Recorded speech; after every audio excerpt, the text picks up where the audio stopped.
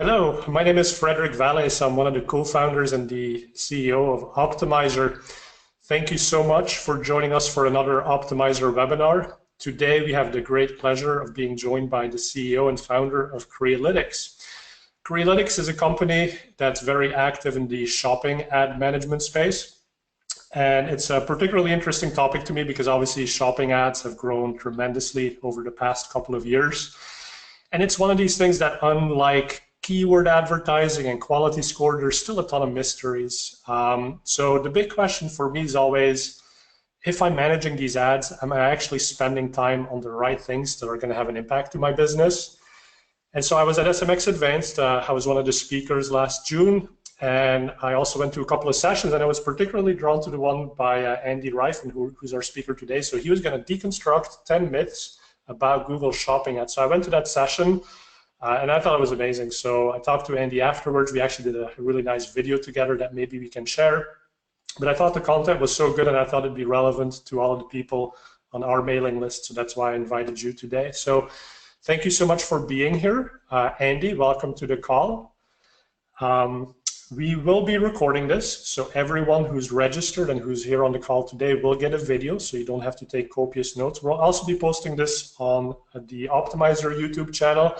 And Crealytics is also getting a copy, so it'll probably be live on their channels as well. So with that, Andy, welcome. Why don't you introduce yourself? I just said you're the founder and CEO, but I know there's a lot more to you. So tell us who you are, and then we'll take a little poll to see who's in the audience. Fantastic. Thanks, Fred, for the introduction, and happy to be here and present our testing. Actually, I'm for quite a while around in this industry. I started back in 2006. At that point of time, I was affiliate, so I bought traffic from Google and monetized it through commission-based agreements and affiliate networks. We then started building some software, and we grew the company by today 160 people. We are mainly focusing on the enterprise segment, and we are very active in feed-based advertising. The key thing we are now doing is connecting different areas like feed-based advertising, pricing, and also inventory management, because we believe that all these things grow together. I don't want to spend too much time on myself, but rather walk you through some tests. As Fred already mentioned, Google Shopping is growing heavily, and the impact is bigger and bigger each year. The biggest issue or challenge we see, that is kind of a black box, so you don't know exactly what's going on under the hood. So if you want to perform better than your competition, it's helpful to really understand what the black box is doing. We decided to test everything and kind of challenge a little bit all the different myths which are around in the industry. So I hope you enjoy it. Feel free to ask questions, and I'm going to walk you through. Yeah, exactly. Good point. So we'll have questions throughout. We'll save most of them for the end, unless there's any questions that we really need to answer on the spot. So use the Q&A section for that. Thank you for answering the poll question. So Andy, I don't think you can see this, but as far as how long people on this call have been managing shopping ads, about 12% have not started yet. So welcome to shopping ads. This should be exciting for you. And then 33% have been doing this since the days that shopping ads were called PLAs. And my condolences to you, because I know it was really, really difficult and challenging back in those days. I was still at Google. And that was one project I actually did want to have no part of, because it was so complicated to manage all of these feeds instead of the ads and the weird construction you had to do for targeting. So kudos to people like Andy and the 33% of people on the call who actually figured it out. Thankfully, things are a lot easier today, but still have a lot of mystery. So Andy, I'll let you take it away on telling us a little bit more about what you found out about shopping ads. Fantastic. The first one is quite well known. So the ones who have dealt with the traditional text ads, they know that there are ongoing discussions on how to structure accounts. Interestingly, as now Google is going into the PLA direction and they automate everything, there's still the same question around. Now, how should you structure your shopping campaigns? And there are lots of different opinions in the market, and we regularly have discussions also with Google reps, and then different people believe that the system performs better if you do this and that. So we just decided, let's take a close look. And what we heard from Google is usually that we shouldn't run a too granular structure. So splitting up every single product into an individual group would harm performance. So what we did is we performed an ABC test. So we ran one in one test setup. We ran everything in one large product group. Then we split out to the most granular level, so each product in a separate group, and then we had a different approach. This is what we usually do and how our product works. We wait until a certain product receives at least a certain number of clicks, which is usually 5 in our case, and then we split out. And we tested how the different settings performed. As you can see here, so the chart on the left-hand side shows the number of products with impressions. So the first bar is all in one group, then we have everything split out to the individual product, and then from 5 clicks on. And what we can see that roughly the same amount of products receives impressions. So it's just a 6.7% more products received impressions when doing this splitting from 5 clicks on. When we took a look at impressions, so the second bar chart, we see that it's also roughly the same. So you don't get more impressions just because you run everything in one large group, you split it out, or you do 5 clicks. So it's actually something which is really surprising. So all these discussions are just useless. There's just one thing you have to take into account, that it makes sense to maintain some flexibility in terms of bidding. So if you throw everything into one group, you limit yourself in bidding, but it doesn't have any major impact on the impression volume these products get. And this is actually quite surprising, and it should help you to stop these discussions at a certain point. So it's definitely not true. This hypothesis proved false.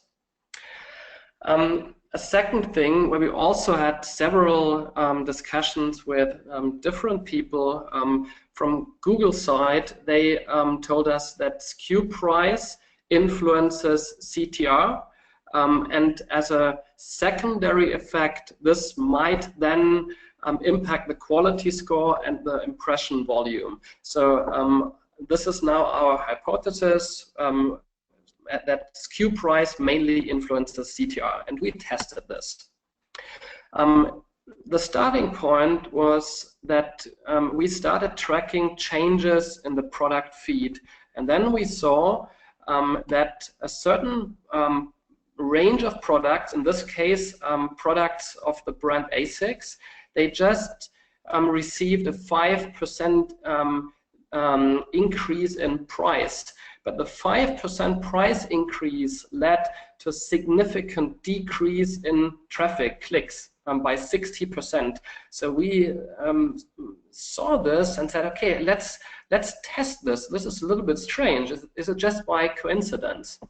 And so what we did is we took one very large account and we clustered the products into 2 segments. We said there are cheap products, and the definition of cheap was they are 5% below market average, at least 5% below market average, and expensive was at least 5% above market average. So we took then these clusters and we saw that there were just 9% more cheap products than expensive products, so roughly the same distribution. But what was really interesting is that the impression volume differ that much. So 134% more impressions on the cheap products, and this is significant. And the CTR impact was just minor. There was no significant impact on difference on the CTR. So if you multiply all the metrics through, you come to 280% more impressions of the cheap products. And this is something which is really surprising. So if you fail at pricing, you will fail at Google Shopping/PLA. And if you now think a little bit more about this, isn't it a bit awkward that we make paid search managers accountable for the Google Shopping performance, but in the end, what really drives performance is not bidding anymore, it's pricing of the product. So our hypothesis as a business is, at a certain point, with the rise of feed-based advertising, there must be a system which understands prices and bids at the same time. So the two previously separate areas have to grow together. So in this case, it's also quite clear there's just a minor effect on CTR, but there's a major impact on impression volume.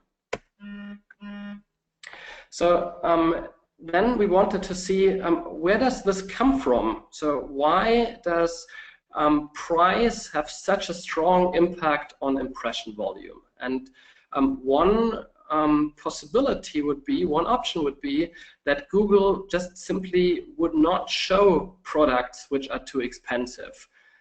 So we took a look at this and we said, as hypothesis, price determines an ad position. So let me go right into this. There are two types of positions. Let me first clarify what these are about. So the product position is where you find, on which position you find the product within the SERPs. So if you usually then click on one of these products, you see this type of drop down, and then different advertisers are listed. And this is the ranking. Once you drop down, it's something we call the offer position. So we analyzed this for a broad set of queries, or for two sets of different queries, and we realized that in 60%, 62% in set 1 and 65% in set 2, the cheapest product was on the first offer position. And interestingly, just in 9% of all cases, respectively 11% of all cases, the cheapest product was on a position 5 or even lower. So it seems that the price does have a major influence on the offer position. And this would also explain why there's so big volume shifts, because if you are not on the first position, Google would not pull you into the SERPs. So you would only be shown when someone goes to the shopping tab. But the vast majority, unfortunately, we do not have very accurate numbers, but we estimate that roughly 85% of all the impressions happen on the SERPs. So when you type in something in the normal Google search compared to the shopping tab. We then wanted to understand in which cases isn't the cheapest product on the first position. And we saw that, for example, in this specific case, you see this company Surfdome, they indeed have the cheapest price, but they were not listed on the first position. Interestingly, they do not have any seller rating. So Google would not want to show you on the first position if there might be a lack of trust in your company. So seller rating seems to have an impact. The second case where we saw the cheapest product not being on the first position was when the price was only cheapest without including the shipping fee. So Google always takes the total price and not what is called base price without shipping. And last but not least, we also found one case actually one of our clients did not rank on the first position, although the price was slightly lower. I mean, it's 1 euro cent in this case. But the reason is, and we knew that the proposed bid was 75 cents, but the actual bid was just 25 cents. So in such a case, when there's just a very minor difference in price, and there's a big differential in bid, Google might change the position accordingly. So this hypothesis proved true. The cheapest price is usually on top. If you don't have a seller rating, you don't get top position, and the cost per click has a minor secondary influence. So we then said, okay, what's the impact of bids? And our hypothesis was bids are the most important factor for generating additional traffic. So if you want to grow your business, you have to push your bids. So what we actually did is we compared, or we tried to get a sense for what is more effective. Should you raise your bids or should you decrease your price? And the first test we performed was bidding up on cheap and expensive products and observing what happens in terms of traffic. A second test was then increase price from lowest to highest, but keep the bid stable and see what happens on the traffic side. So what you see here now is the is bidding up. So you see on the left scale the impressions per product. On the right scale you see the max CPC, and then the respective dates where we constantly raised the bids. And there's something very, very interesting. So we are always talking about the S-shaped curve in Google Shopping. So it means that you start bidding and you don't get any traffic at all until you hit a certain threshold and your traffic seems to jump to a much higher level, but then it flattens out. So you can keep increasing your bids. You are being charged more and more on a CPC basis, but there isn't any major volume impact. And this S-shaped curve you see actually for both products, the expensive ones and the cheap products as well.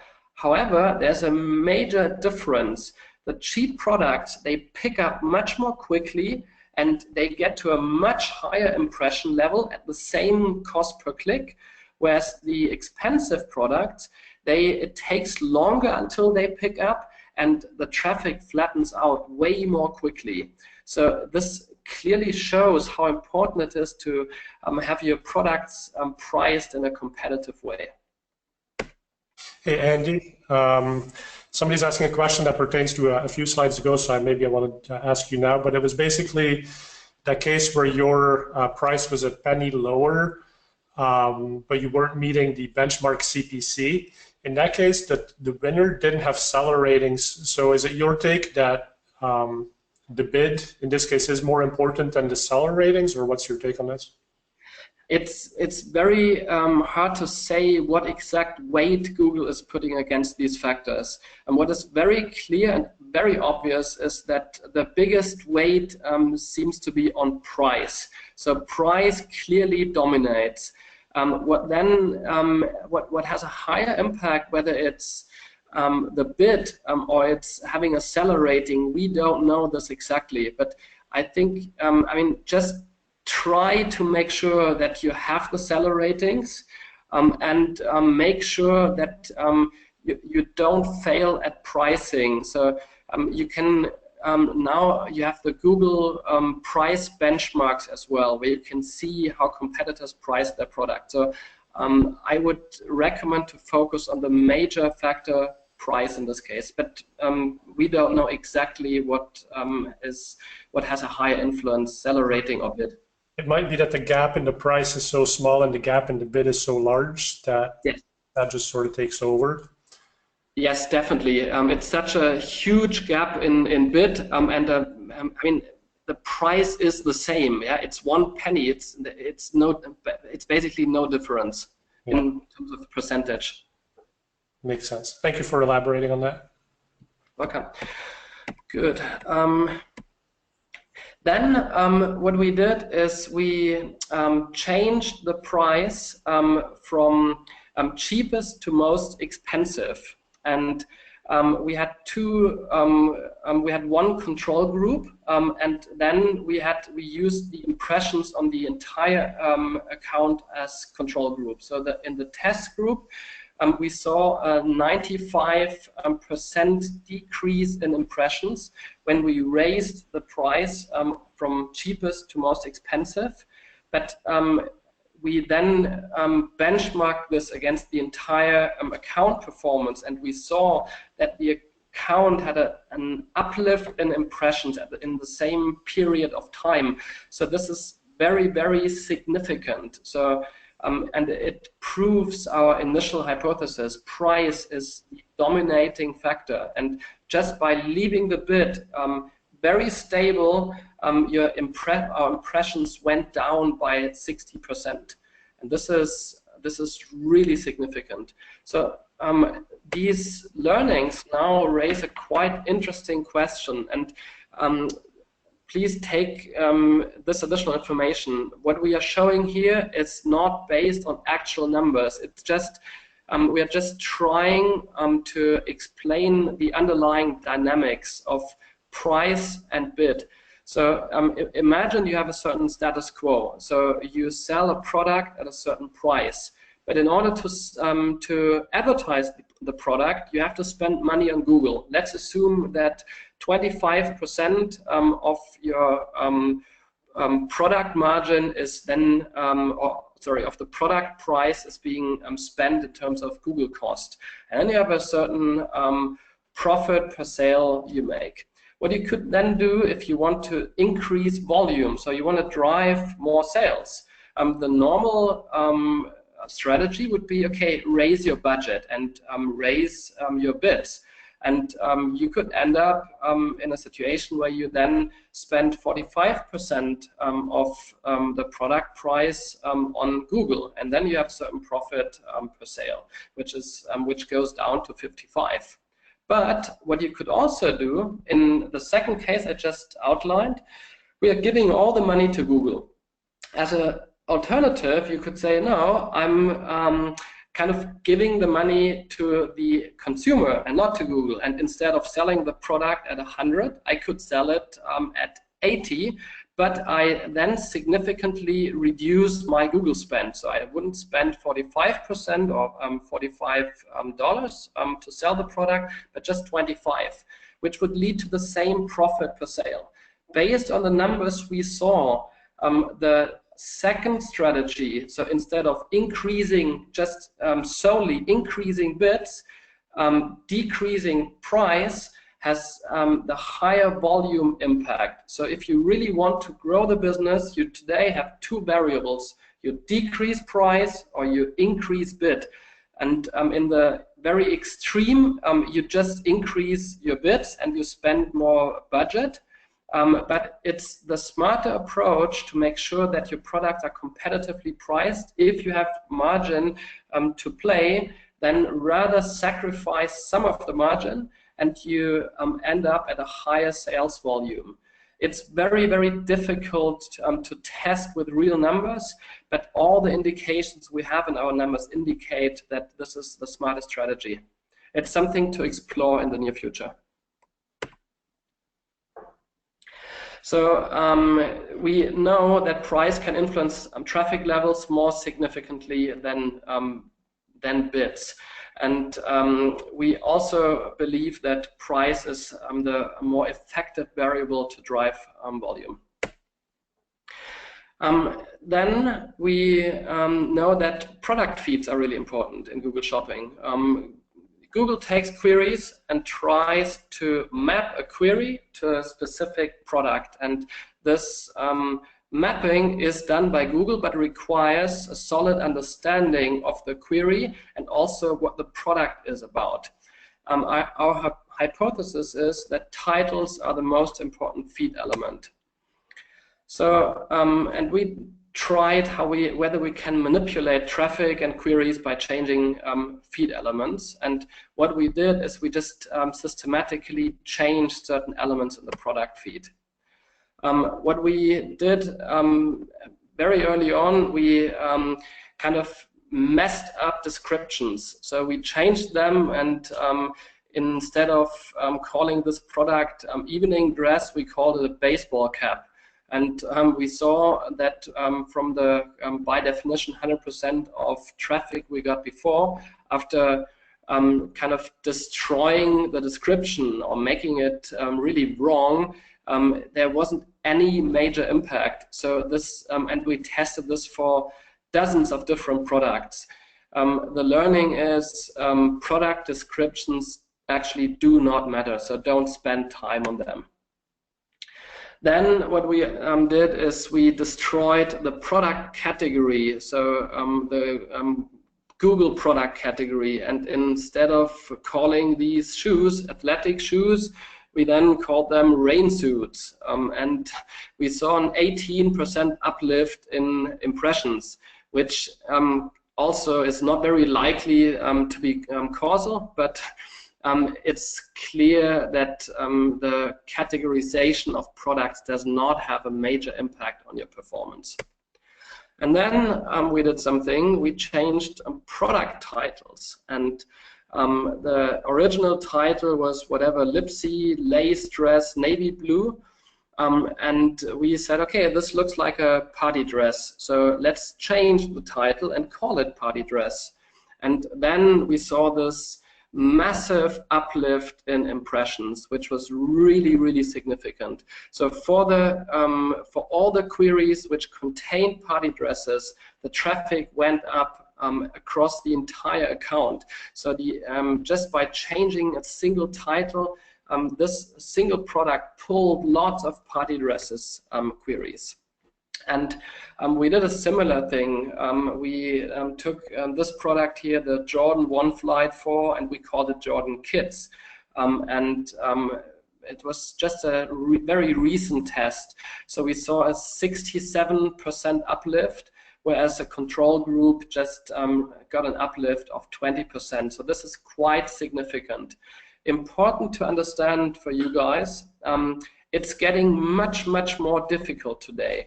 So 3 years ago, this would have been the lowest hanging fruit because Google really had a hard time matching things which were not included in the product title.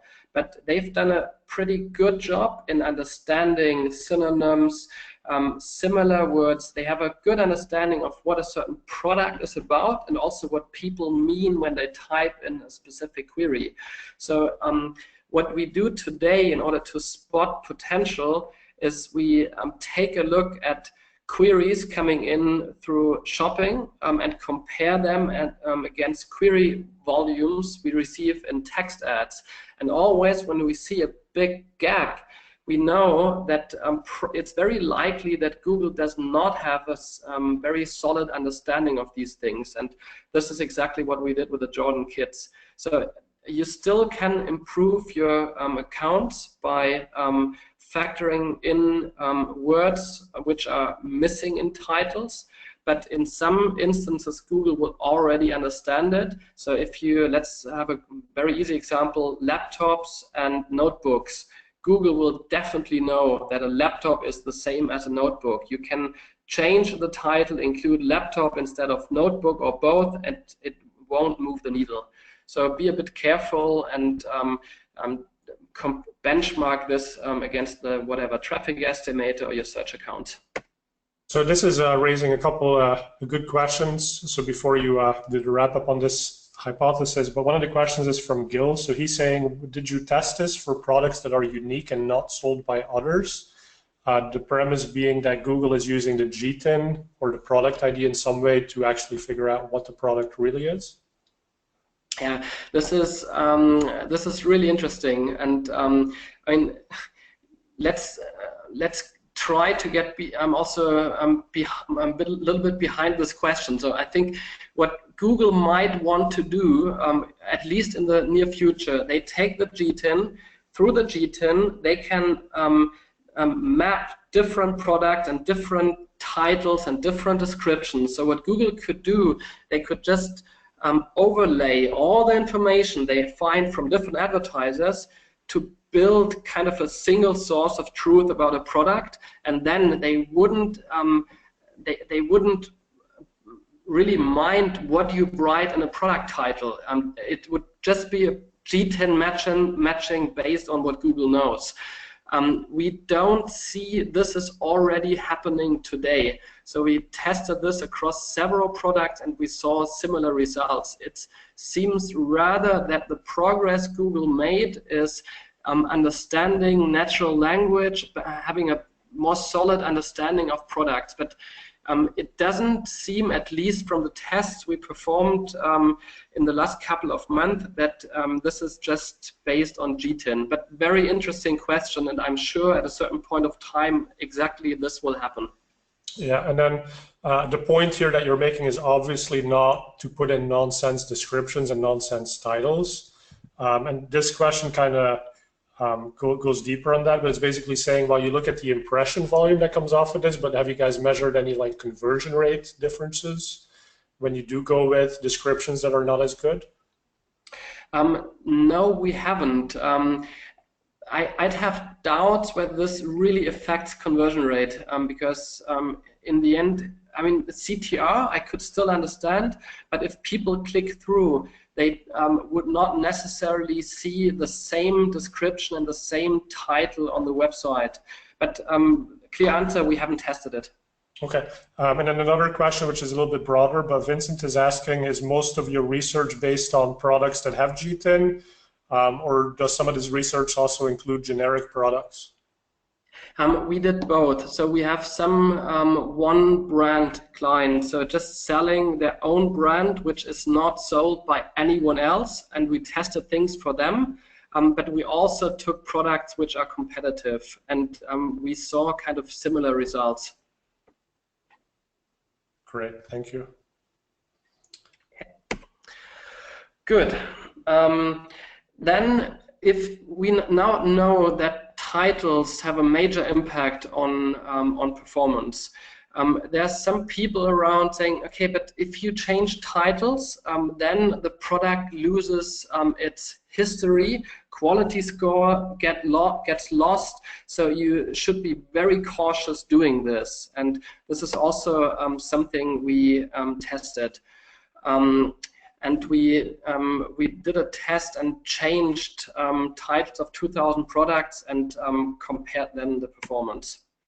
And what you can see here, that at the point of time when we changed the titles in the we have the test group where we changed the titles and the control group, which was the account, that there wasn't any significant impact. So it seems that a quality score is sitting behind the product ID and is not just based on the product title.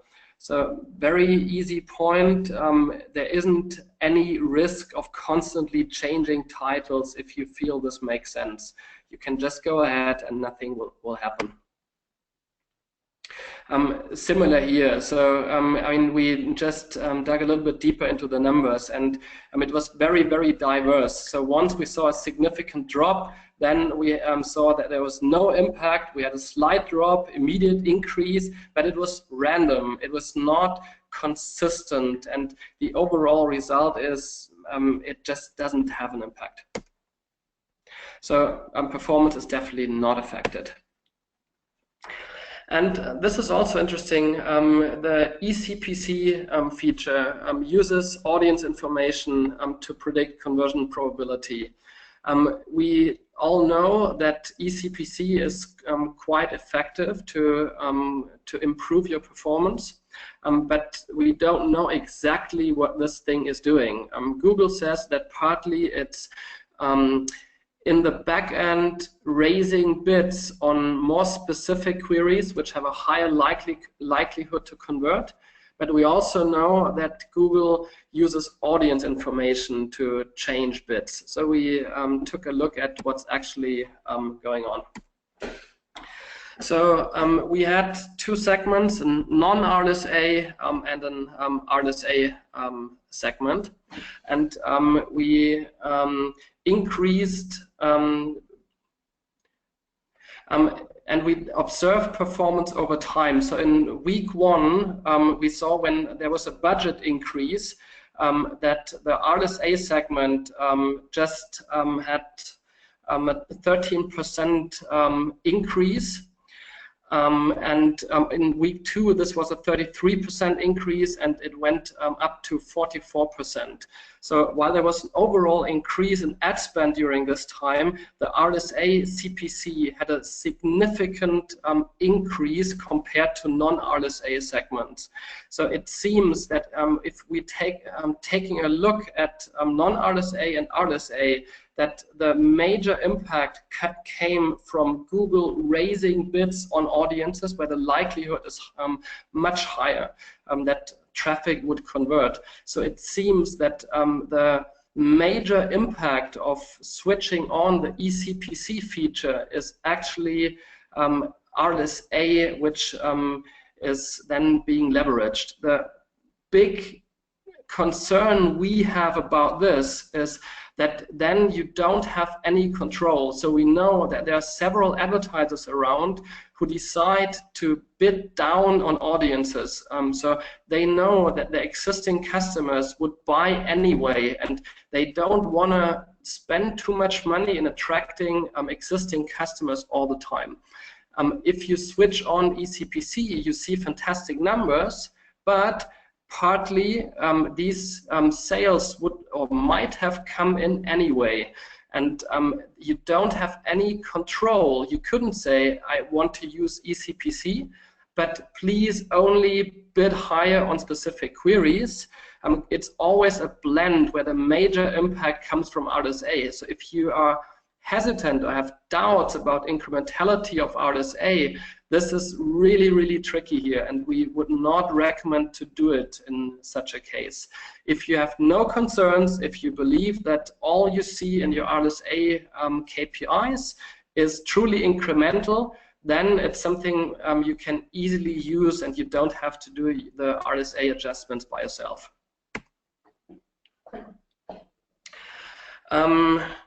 Then we had took a look at the relation of CPC in RSA and non-RSA by different audiences, and we saw that in the upper funnel there wasn't such a big gap, but in the lower funnel there was the majority of the bid or CPC differential. So it seems that Google has a very solid understanding where a certain customer is in the journey.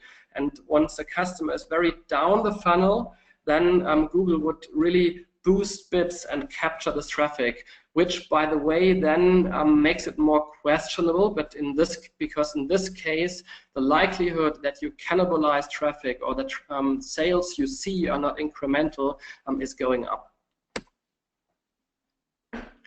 So clearly proved true. The ECPC leverages mainly RSA. Then something which is also very, very interesting. So please carefully listen to this. Raising bids in Google Shopping increases the share of less relevant search terms. And if you deal with shopping, this is something which is really dangerous, but also something where you can truly make a big difference. So we wanted to understand how bidding on shopping is different from text ads. And what we did is we raised bids on different products, and we analyzed what queries match to these respective products. Again, Google is doing the mapping. You have no control, or at least with the normal strategies, you have very limited control what queries come in and map. So what we did here is we had a very low bid for Chi London product. So it's a certain brand one of our clients is running. And initially we had a bid of 50 euro cents, and we then took a look at the query composition. And so just the brand name, or what we call here designer only, so Chi London, nothing else, had It's the orange area you see in this chart. Then designer plus product category was the green area, and then you had the more generic terms, which is the blue area. And interestingly, there was a significant share of these designer terms, and the share of generics was quite limited. And what then happened, we started bidding up and raised the bid to 150. And we saw that there was just a very, very slight increase of from 0.6 to 0.7 K impressions. For the designer-only terms, there was only a very minor uplift for designer and category, but the vast majority of the increase actually came from more generic terms. As we all know, the more specific a query is, the more likely it is that the traffic will convert. But in this case here, we are getting just the low quality queries in. So what you can assume is that at a bid of 150, your conversion rate would go down significantly, maybe by whatever, 50%. So it's really significant. A second thing, which is highly interesting, unfortunately, if you take a look at the bubbles, I lost one number. In the bubbles, you see the cost per click we were paying. And what happened, you still see it in the green bubble here, we had a 0.09 euros cost per click, and this cost per click went up to 25. So very significant increase for roughly the same amount of traffic, the same for designer only. So what's happening is you get the same amount of high quality queries, but the price is significantly higher. You pay for the same amount of traffic. And this is exactly not what you want to have. And it's very, very dangerous. Likewise, we saw that we analyzed at several bid levels what happens with one-word, two-word, three-word, and four-word queries. Initially, at a bid of 0.6 euros, there was almost nothing on the one-word queries, but this went up to 67%. So very easy, the more you bid, the more crap traffic you tend to get. Maybe let me make one interesting point here. There's a way to prevent this from happening.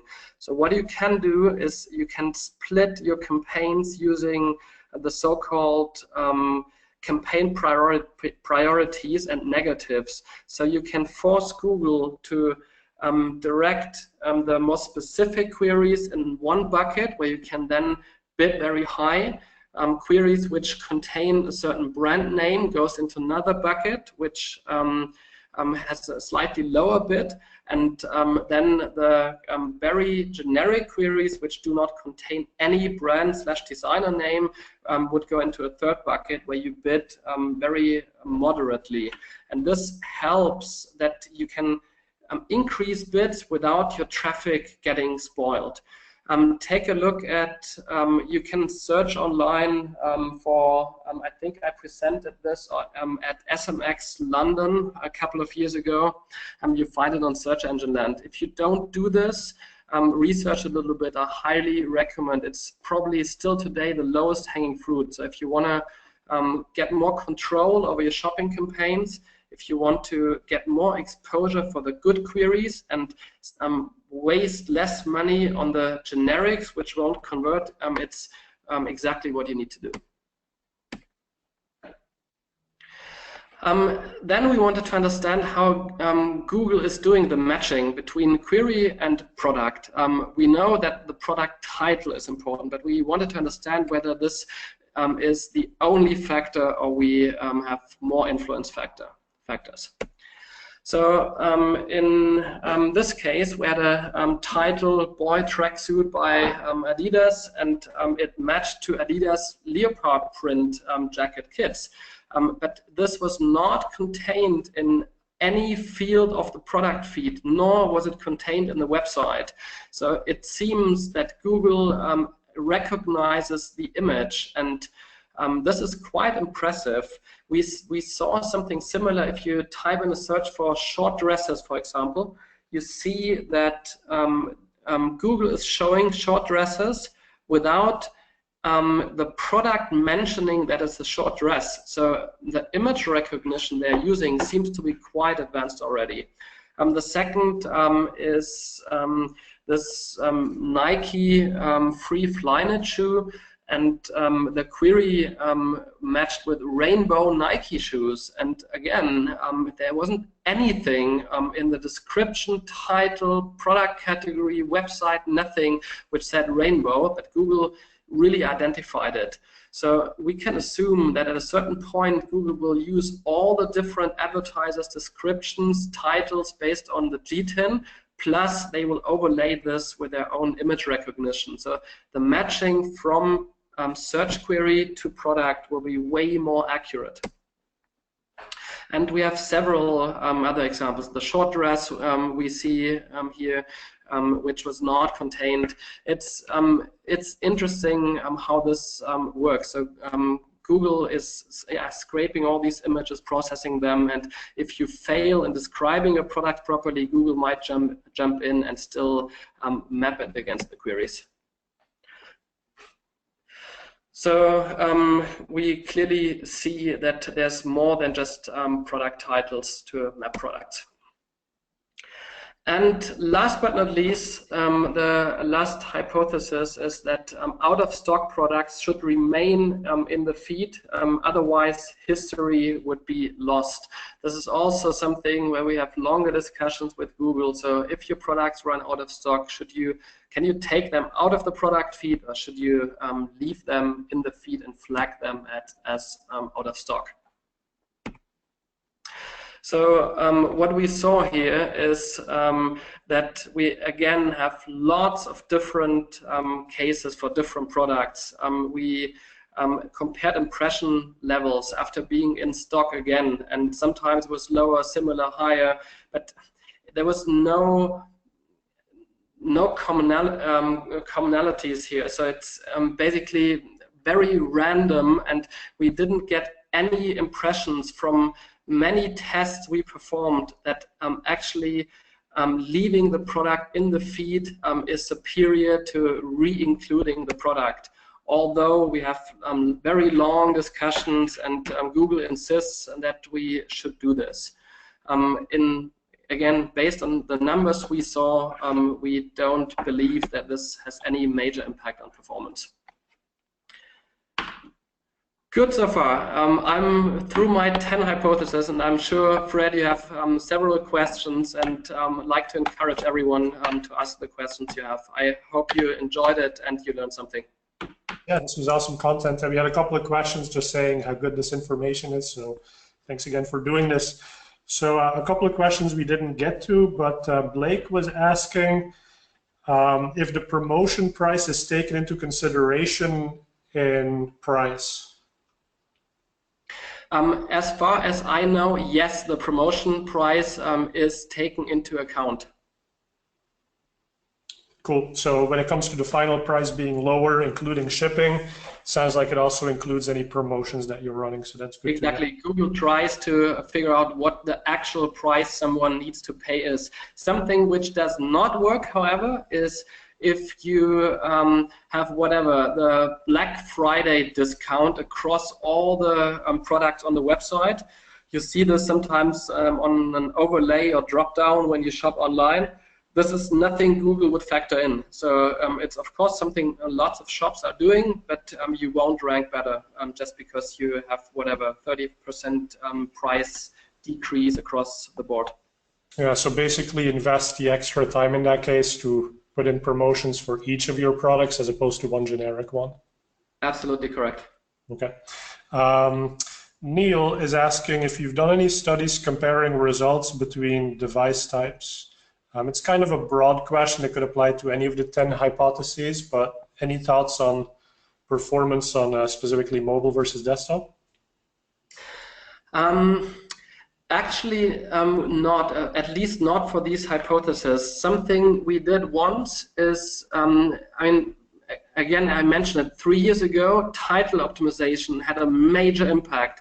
Now it's getting a little bit more difficult. At that point of time, we compared mobile queries against desktop queries, and we saw that they differ because people on mobile phones, they tend to search in shorter terms, they are not so long, and so you might have wanted to run a different feed for mobile compared to desktop.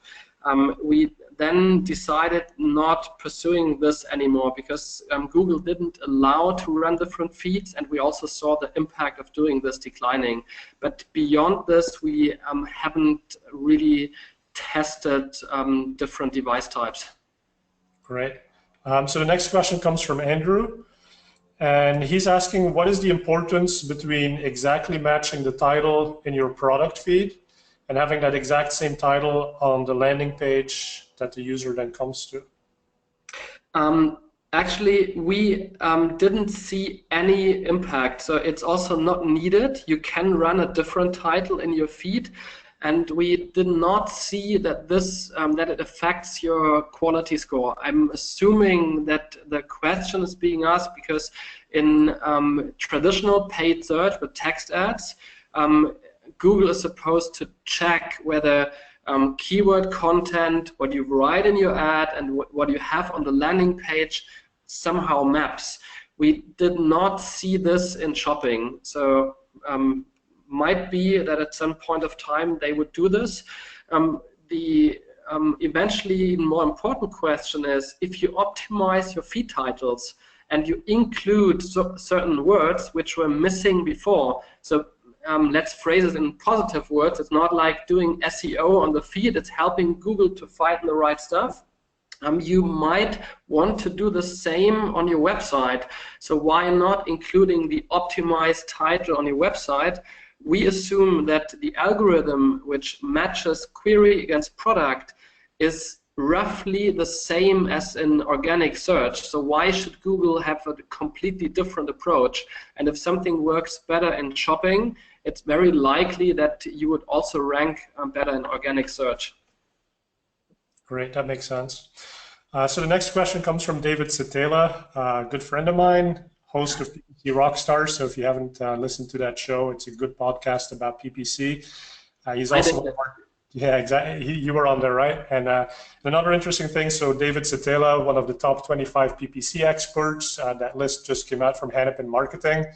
And Andy, I also have to congratulate you. You're the #1 rising star on that top 25 PPC expert list. So good company to be in. But what David is asking is, what is your personal recommendation? Should you use RLSA automated bidding with shopping campaigns? That's a really good question.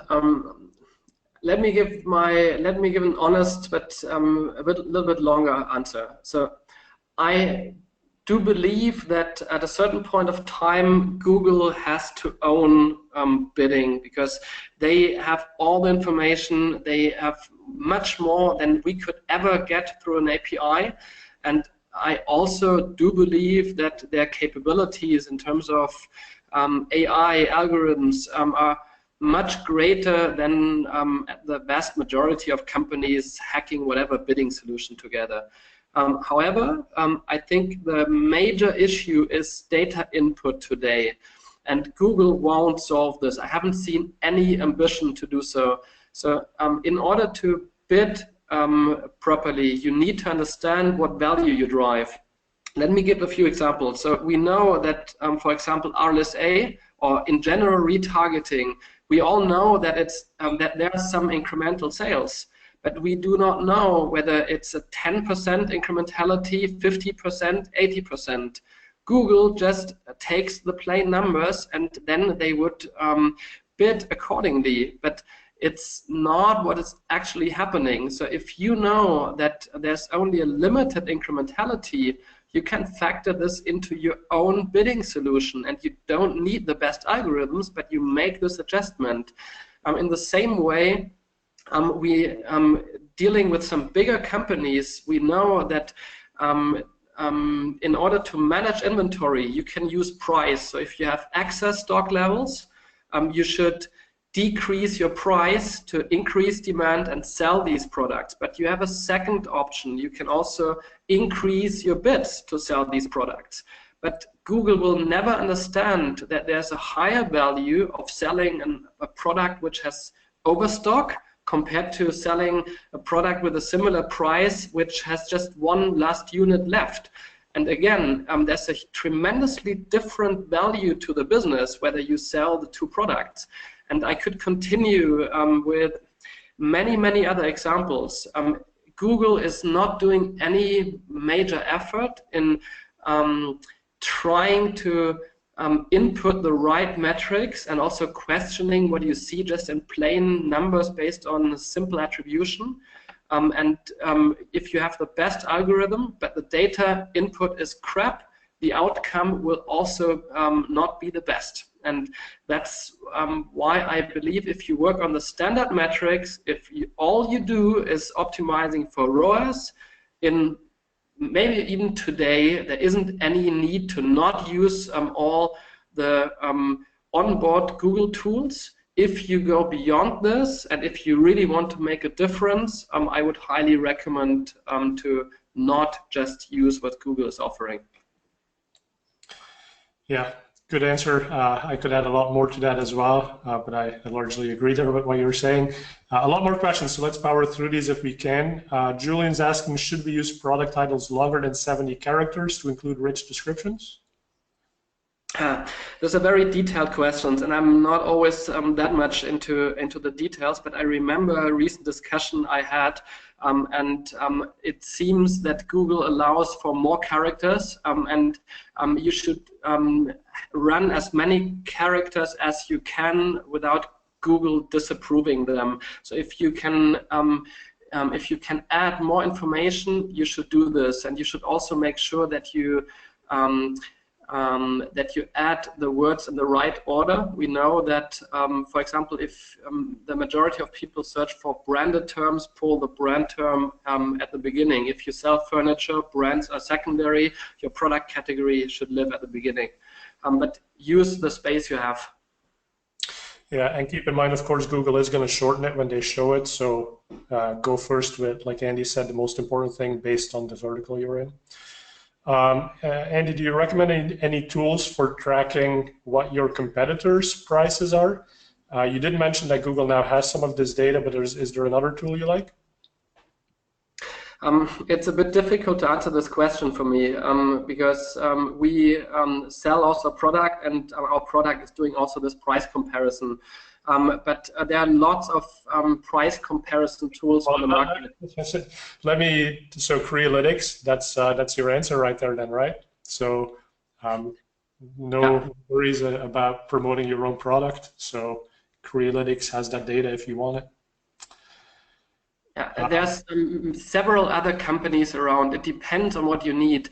The key thing we are doing is we take different price points and then we adjust the bids accordingly. So overpriced products would not receive a too high cost per click because we know it's a waste of money. Products which are competitively priced would then get a more aggressive bid because we know that the KPIs will be better. There are other tools which are highly complex and rather do the entire fully automatic pricing. So and these are high-end solutions which don't understand the Google Shopping side, but have a different purpose, kind of. Yeah, and let me make a plug for my own company here. So Andy's company, Crealytics, works mostly on the enterprise side and amazing capabilities, of course, in shopping. We have some of the self-service capabilities, so it's more accessible to non-enterprise customers as well. So if you haven't seen what Optmyzr can do as far as helping you manage shopping campaigns, do ask us to share that with you. There's also a couple more questions on the structure, like do you replicate products several times, and then you did sort of cover that with the 3-campaign structure. I think Martin Rödgerding is a big proponent of this structure, so you can search for his name and then also look for Andreas Reiffen's, so that's your full name. So look for articles under that name on search engine land. So you'll find a lot more information there about what kind of structure to set up. how to manage negative keywords, to really manage those queries, because we have a lot of questions coming in about how do you manage queries going one place versus another. And the questions just keep coming, so this is great, but we are at the top of the hour. We all gotta go in and do something else, make some money, hopefully, work with our customers. So I'll wrap it up here. I'm gonna launch a quick poll at the end so you can easily ask us for more information. Andy, if people want to get in touch with you, they can obviously click the link right here. We'll also be sharing the videos to everyone who attended, everyone who is registered. I don't know, Andy, will you be able to take a look at some of the questions we didn't answer and maybe reach out to people? Yes, of course, I can do this. Okay. Happy to do this. Thank you. So good. Well, hey, thanks again, everyone, for joining us today. I think this was amazing content. Andy, thank you for giving us an hour of your time and sharing all these amazing insights. And I'll wrap it up here, but we'll leave the poll open. So that's a great way to get in touch with us. And we'll just follow up by email then in the next day or two. Have a great Thursday and see you for the next webinar. Thank you, everyone. Bye-bye.